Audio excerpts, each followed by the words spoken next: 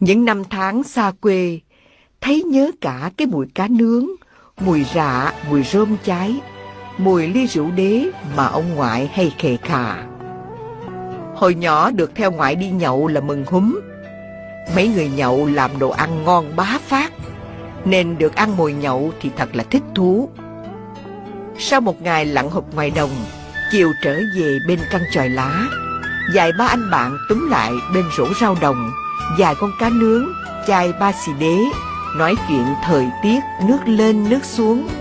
Vậy cũng là đủ vui cho cuộc sống bần hàn, ít lo nghĩ như người thành phố, thảnh thơi với đồng nước, với dàn lưới, chiếc ghe, với mớ cá tôm cho vợ con bán kiếm tiền mua gạo. Nào, làm một ly đi anh bạn, mùi cá nướng thơm quá.